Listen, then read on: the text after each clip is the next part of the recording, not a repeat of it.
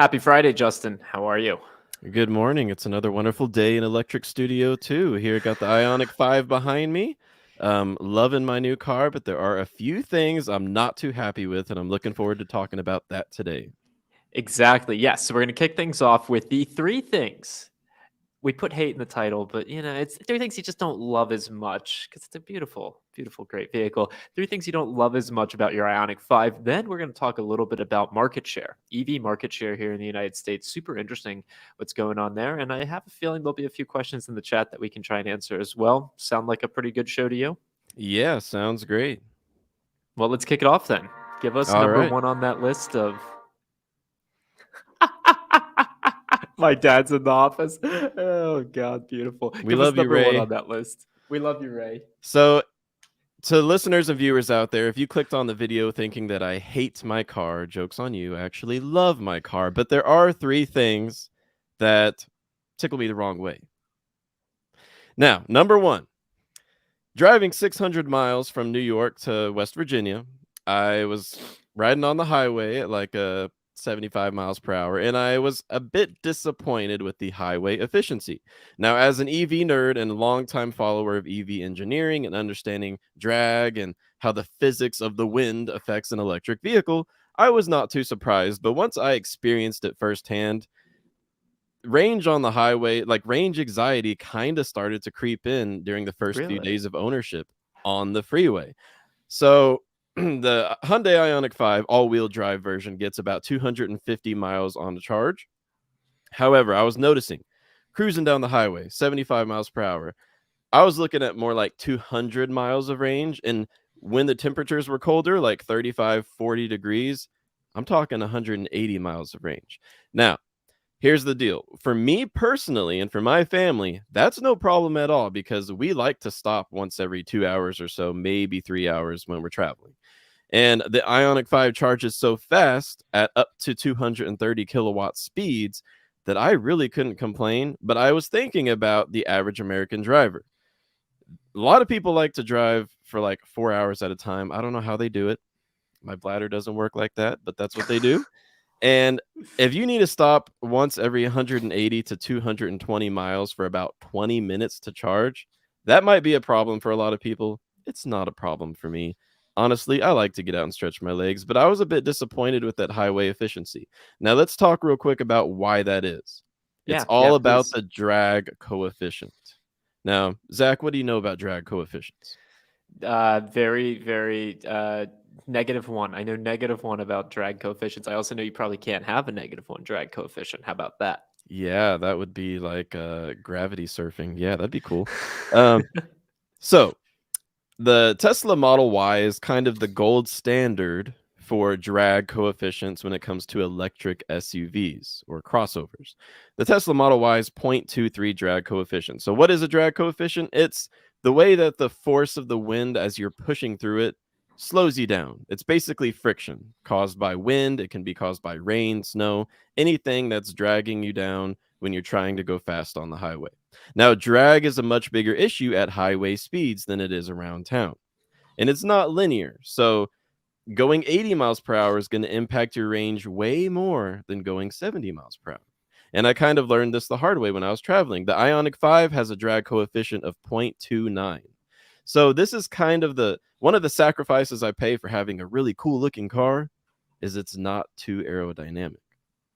Interesting. Do you remember, did you ever see the video? I think MKBHD put it out on his channel where they did a Mach E, I think, a Tesla Model S, and like, I don't know, or maybe it was a Model X and one internal combustion engine vehicle, and they did a road trip. You know which video I'm talking about? I'm familiar with it, but I don't recall the outcome. What happened? So it was interesting because it's all highway driving. Excuse me, and they were going through upstate New York or something like that, a big loop, and it was 1,000 miles. And it was like I think an Audi Q5 or a Q7, and it absolutely destroyed in terms of finishing the course in the shortest amount of time. The Mach E and I guess the Model X or the Model Y or whichever one it was, and the Tesla came in second by a decent chunk, and the Ford just came in last, like very, very, very poor because they couldn't find chargers that worked. Charging took a while. It's interesting though that they did that test driving on the highway going into conditions where drag coefficient matters the most, the speed that you're traveling matters the most. They could have done the equivalent amount of driving in a city, and obviously the outcome would have been way different. But as you're talking about this, that's coming back to me. It's like, that's a pretty damning video, in all honesty, especially towards Electrify America, because so many of the chargers that they tried to use weren't working. But it all ties back to kind of the same pieces that you're mentioning here. Yeah, and one redeeming quality of the wonderful IONIQ 5 that kind of made it okay that it only had 180 to 220 miles of highway range is the fact that it's so wonderful and comfortable to drive at highway speeds.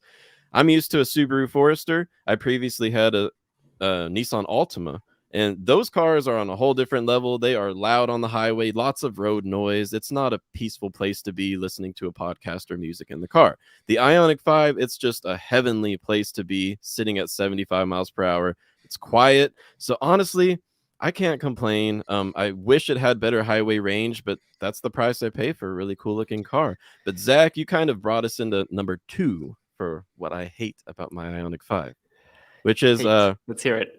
Yeah, it's more of a condemnation of infrastructure in the US, because I hate how hard it is to find charging in like 2/3 of the country. So unless you live along the coasts, charging is still not that easy to find. Now, I do have Electrify America along the major highways here, but there's one direction that I could go in West Virginia where I live, which is north on Interstate 77. And if I do that, I can't go more than 65 miles per hour on the freeway. You know why that is, Zach? That's because there's no fast chargers for about 200 miles. I'd have to stay below 70 miles per hour on an interstate going north through my own home state just to make sure that I have enough range to get to the next fast charger in Ohio. Now, as an example of how quickly things are changing with charging infrastructure, later this year, 2 DC fast chargers will be opening up in my state of West Virginia, and that will make this just a normal traveling experience for me. But for now, the infrastructure is just not there. It's just not reliable. The first charging stop I ever had at Electrify America, it was in Delaware. It was pouring rain, and the charger was only halfway working. And I had to talk to other people there and find out the hard way in the pouring rain that, oh yeah, that one that you pulled up at, it's too slow. It's not really working right. That's a pain in the butt. I didn't want to deal with that on my first experience. From there, luckily, it's been smoothly. I've charged at Electrify America like 8 more times. No problem since then. But still, that doesn't happen at a gas station. The average American consumer is not okay with that. And that's going to need to be fixed if EVs are going to become the car of the people. And Alex reminding us it was a Tesla, a Mach-E, and an Audi Q5. And they had the exact same experience for the Mach-E. I mean, that was the MKBHD video. I encourage you to watch it after today's show, Justin, because it's exactly what you just described. Showing up at a charger, it kind of half works. Showing up at a charger, and it does work, and you celebrate. Showing up at a charger, none of them work. Like, there was even a moment in that video, and it kind of hits on what you're describing with in your home state. You have to like ration energy for a particular route that you're going to drive. They had to turn back and go the opposite direction on their big loop that they were making because they knew they couldn't get to the next charger in the direction they wanted to go. Yeah. Wow. Well, here's the thing though. If my car drove like an appliance on wheels, this would not be worth it. But a lot of electric vehicles, especially the IONIQ 5, the EV6, and Teslas, the Mach-E, they're fun to drive. So there are some sacrifices I have to make, and if I said there weren't, I'd be lying to you. And there are sacrifices, but honestly, I recommend everyone takes a test drive in an electric vehicle, especially a fun one. Don't hop into a Chevy Bolt and expect it to be the best thing you've ever done. Yeah. Before you make a solid judgment on EV lifestyle in America, even in 2022 with this impartial infrastructure. All right, let's get to number 3 on the things that you moderately dislike about your IONIQ 5. So this is actually the most severe complaint I have against the IONIQ 5. It's actually a big deal. It currently does not have preconditioning for the battery. Now that sounds like some jargon. Who cares, right? Well, let me tell you the implications of not having battery preconditioning on an electric vehicle. The only way for me to pull the maximum charging speed of around 230 kilowatts at a DC fast charger is if I've been going down the highway for the past 30 minutes to an hour, warming up the battery by using the heck out of it at high speeds. Wow. The battery only pulls the maximum charge rate if it's warmed up. So one time I was hanging out at some stores, going shopping, and then I decided to stop by Electrify America on my way home to get some free charging, because the IONIQ 5 does come with 2 years of free charging. Well, I pulled into Electrify America. Battery was cold because it had been sitting in a parking lot for an hour. I was only peaking out at about 120, 130 kilowatts, roughly half the speed that it's rated for. Other EVs like Teslas, they have battery preconditioning. It means that no matter what you've been doing for the rest of the day, you can tell the navigation system that you're going to a charger. The car will immediately start preconditioning the battery by warming it up Wow. so that you can pull the maximum charging speed. The IONIQ 5 and EV6 do not have that, but we have some breaking news. All right. I like breaking news. Yeah, me too. Just the other day, we found out that the 2023 IONIQ 5 will have battery preconditioning. Will I ever get it via an over-the-air update? I don't know. So far, Hyundai's only been using OTA updates for navigation and infotainment, and we've seen that before with Ford and others. For right now, I'd have to go into a dealer to get like a major over-the-air update to fix my battery preconditioning, but at least 2023 purchasers will be able to take advantage of that.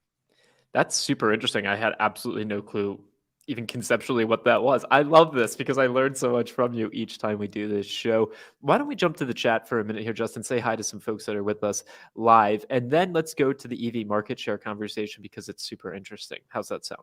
Wonderful. We actually had Christopher kick us off with 3 things he hates about his Kia EV6. Number 1, the walk up to the car unlock function gets annoying when I'm not trying to get into the car and the car is unlocking. Number 2 and 3, I have no other issues. Absolutely love everything. All right, Justin, do you know anything about this walk up unlock functionality? Christopher, we have a solution for you. Now, the first time I ever washed my IONIQ 5, because I want it to be beautiful all the time with that beautiful styling, I had this problem. Imagine washing your car and every time you get close to it, the door handles pop out and it beeps twice. That's annoying. I was really pissed.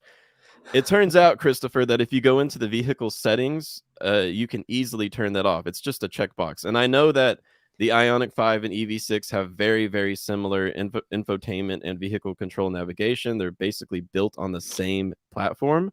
So go into your settings, Christopher. You can turn that off. I turned it off and I've been so happy.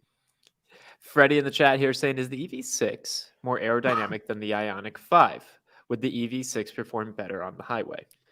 Great point, Freddie. Yes, it is more efficient. It has a lower drag coefficient, and therefore it has 310 miles of range for the rear-wheel drive version versus the IONIQ 5 rear-wheel drive, which gets 303 miles on a charge. So a slightly improved efficiency because of that sleek, sportier styling.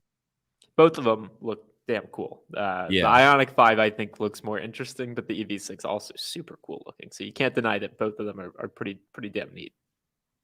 Yeah, which, by the way, that brings me to the bonus thing I hate about my car, which is people stare at me. I don't like being looked at on the highway. I'll pull up to a red light and they're looking at me trying to check out my car and figure out what it is. I had a high schooler working at Walmart ask me if it was a DeLorean. And I had to tell him, well, thanks for the compliment, but this actually goes to 60 in 5 seconds, whereas your wonderful DeLorean went to 60 in 10 seconds. So sorry, it's better than a DeLorean. Oh wow, a Hyundai DeLorean crossover. I love it. That's fantastic. Well, wait, Really we've great. got to go into the trivia real quick. Did you know, Zach, that the IONIQ 5 is actually designed based on the 1980s Hyundai Pony? And you know who designed the Hyundai Pony? The same guy, some Italian designer, who designed the DeLorean. Wow, so there's a connection. There's a family tree with the IONIQ 5 going all the way back to the actual DeLorean. So basically, I have a DeLorean. That high schooler at Walmart, he knew what he was talking about, or she knew what she was talking about. Yeah. All right, let's jump here to Dan's question. Wonder how bad it's going to be in Canadian weather in winter at negative 20 degrees Celsius, for example. Bad. The impacts that you have on range are significant when you're in really cold climates, right? Yes, and I plan on getting a resource up on the Join YAA website pretty soon to help people understand how weather impacts EV range. So negative 20 degrees Celsius, that's pretty cold. In Fahrenheit, I mean, let's think anything below 30 degrees, especially below 0 degrees Fahrenheit, you're going to be looking at up to 50% range loss. This is something we see in real world testing. That's pretty crazy. Now, even with cars that have a heat pump, like my IONIQ 5, the all-wheel drive version of the IONIQ 5 has a heat pump that helps to conserve some of the energy that would be lost heating the vehicle. However, you're still seeing like 60% of the rated range, maybe if you're lucky, 70%. Wow. So you need to have chargers all over the place if you live in a very cold climate like Canada. You can't be going 180 miles on the highway when it's 0 degrees outside. You're going to need to be stopping once every 150 miles if you're lucky. And it kind of leads to this question from Freddie, because he's wondering, he lives in Texas. Do you think the battery and charging infrastructure will improve? It's really interesting to start to think about geographically which regions outside the coasts are going to see the biggest leaps and bounds in terms of charging infrastructure. My bet is that you're not going to see it in the like the plains states, for example. Like, you're not going to be able to do a road trip from Chicago to Bozeman anytime soon in an IONIQ 5 during the winter. At least that's my supposition. But maybe in Texas, where you have some more urban hubs, maybe there. You tell me, though. What's your take on it? So in Texas, you've actually got plenty of charging infrastructure. If you look up PlugShare, I recommend. Who is it? Freddie? Were we talking to Freddie? Freddie, yes. Thank you, Freddie. So, Freddie, check out PlugShare.com or the PlugShare app. It shows you every charger that's publicly available in the United States, and I think in Europe, Canada, and other countries too. Check that out. There are plenty of chargers in Texas. But Zach, to your point, this is just another example of how quickly things are changing in the charging infrastructure scene here in the U.S. and in Canada. You actually could travel just fine from Illinois to Bozeman, like you said, in the winter, because in 2022, Electrify America, and of course Tesla, they've already got their stations everywhere, but even Electrify America now goes across the Dakotas. It goes across Nebraska. They've expanded their network to be like once every 75 to 100 miles across the northern tier states. So things are changing quickly. I'm just going to share the screen real quick, and let's take a quick look at PlugShare, because this is damn cool. Appreciate you mentioning it. There you go. There's the map of all the plugs, and maybe I have some filters already set. Yeah. So if you zoom in, Zach, there's way more chargers than that. Way more. Whoa. Let's go to like where like go to where we're based, where YAA has the world headquarters in the DC area. Zoom in a lot. I want to show the viewers just how this resource, Holy cow. it populates.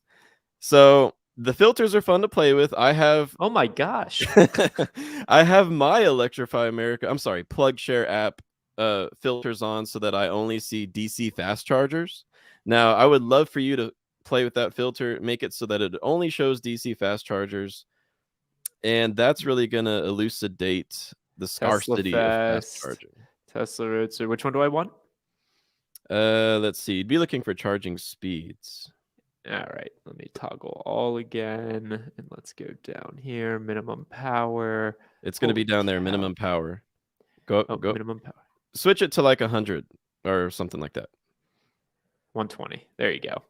And then if you zoom out, you'll see that there's not nearly as many fast chargers available in the United States, and that's got to change before EVs really start to dominate market share. Wow, this is so cool. Yeah. Look how many different networks there are. This is crazy. It's an EV driver's best friend. Everyone has PlugShare. Damn, man. Maybe I should like contact PlugShare and see if they want to work with us. That's super cool. Should we talk about market share? One quick second.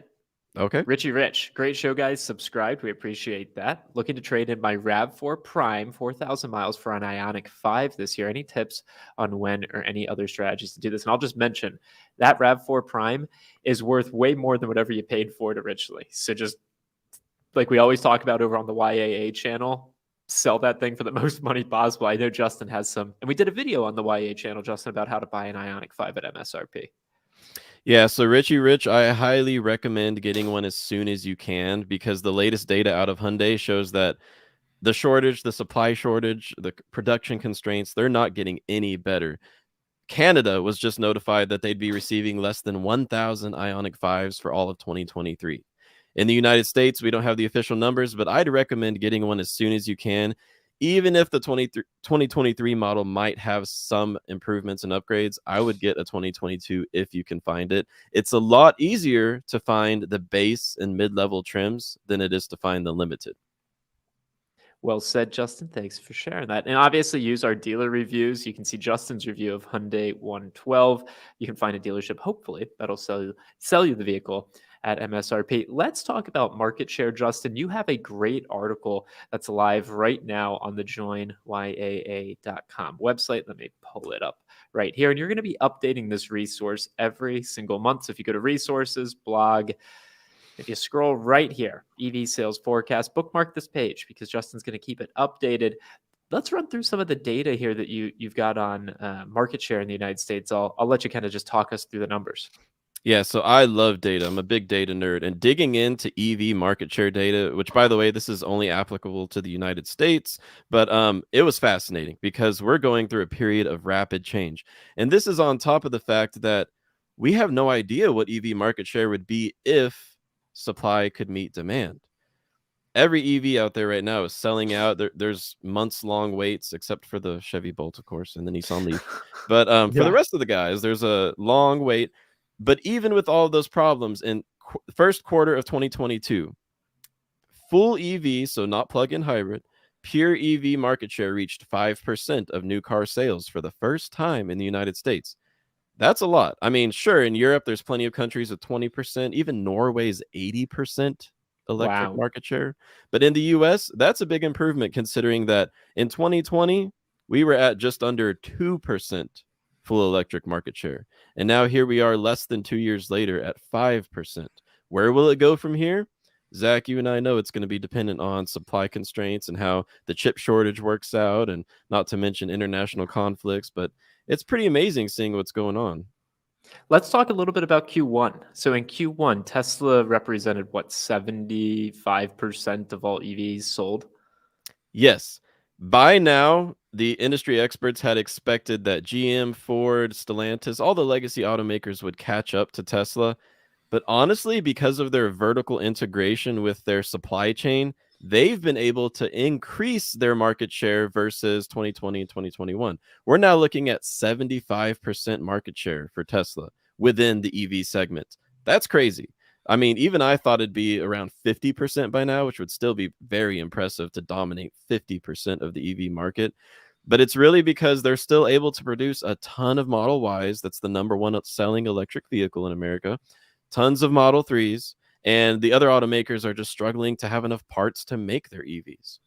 Now, what's more surprising, the fact that Tesla has 75% market share of vehicles, EVs sold in Q1, or that GM had is it 0.00 or is it just zero at that point? Zero market share in Q1? I LOL'd whenever I saw this. I was like, what? You got to be kidding me. GM has dropped from 9% to 0% market share.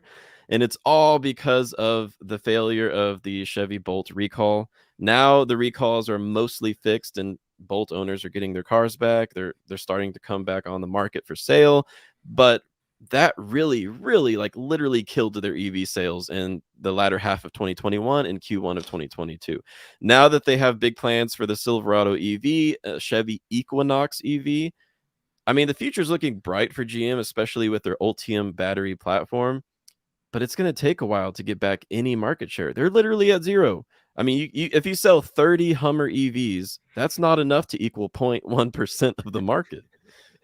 Now, what do you make of, I don't know if you saw this, some rumors about GM no longer replacing battery packs in the Chevy Spark. And there's not a ton of EV Chevy Sparks out there, but it's not a good look for GM when there are reports bubbling around that they're not going to get replacement batteries for the Spark EVs. Yeah, well, it's mostly because you're right. There's not a lot of Spark EVs around, but it's mostly getting people anxious about, well, what if I buy a Bolt in 2022 and 5 years from now, when they've got these wonderful Ultium platform next generation EVs, are they going to be helping me take care of my Bolt? So, I mean, it's a valid concern for anyone looking into GM EVs. Interesting move.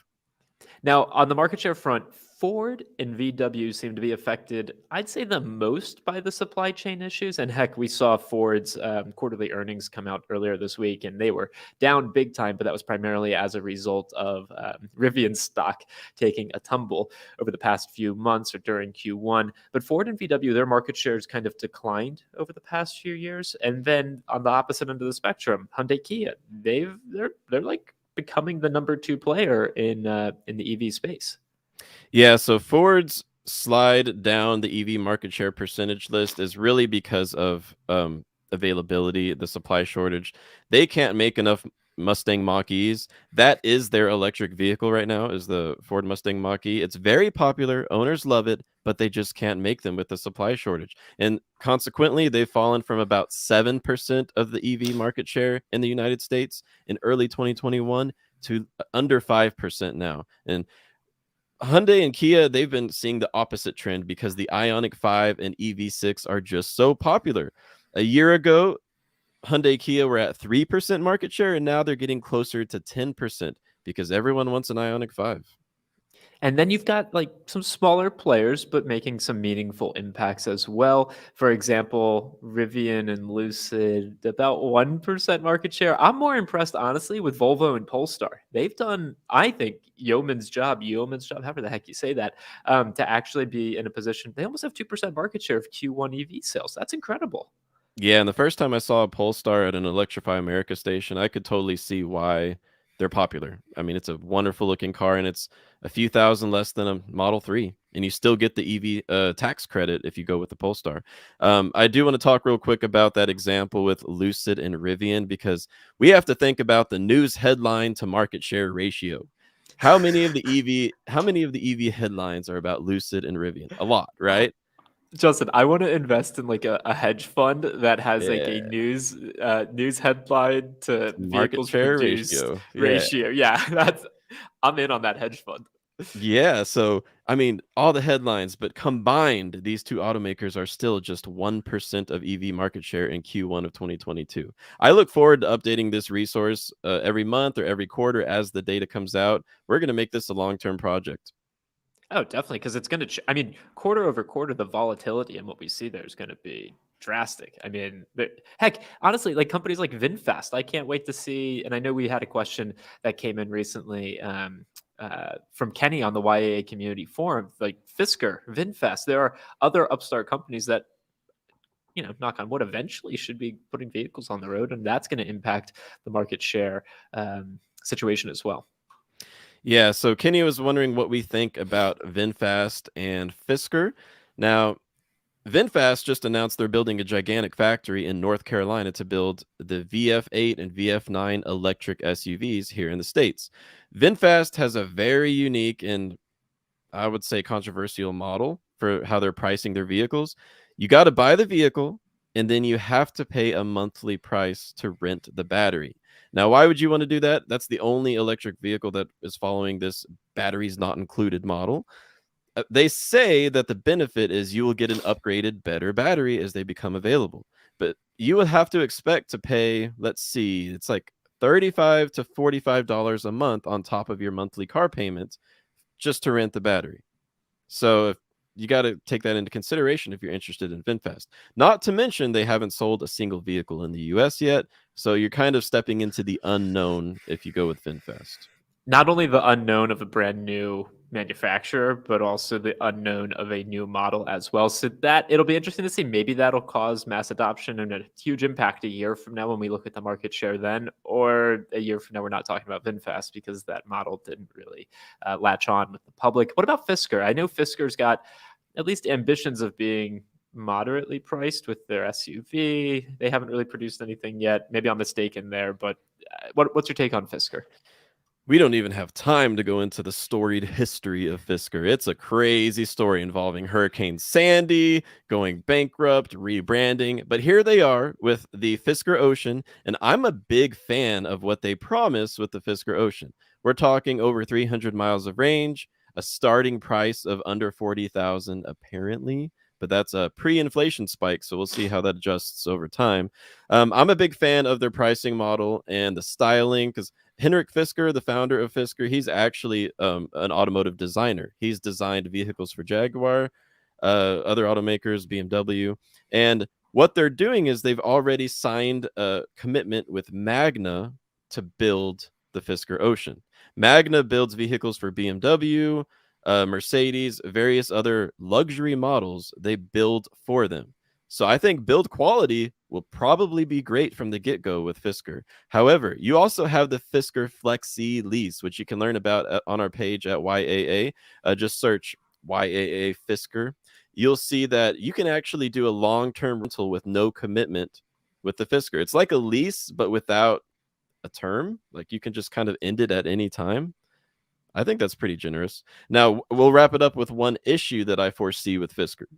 Huh. You need to live along the coasts if you want to get a Fisker, because their only service centers and sales centers are going to be in California, in New York, and I think that's it for now.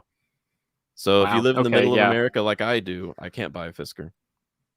Well, Justin, happy Friday to you. We thank you to everyone that's with us. 55, 56 people here with us right now. That's the most we've ever had live for the Plugged In show. So we really appreciate you joining us. We do this show Monday, Wednesday, and Friday at 11 a.m. Eastern, 8 a.m. Pacific. If you want to tune into the show after the fact, just search Apple Podcasts or Spotify for YAA Electric Plugged In. Everything should show up there. Justin, you teach us so much. People can find you and contact you, get in touch with you on the community forum, right? And you know, ask your questions. You want to hear from people, right? Yeah, leave a comment or email me at justin@joinyaa.com. But hopefully you join the community forum over on our website, where you'll meet thousands of other car enthusiasts, car buyers, and people who just simply want to learn more about vehicles, and especially electric vehicles. I look forward to meeting you. Send us your questions, and hopefully we'll see you next week. See you, Justin. That was great. Thank you so much.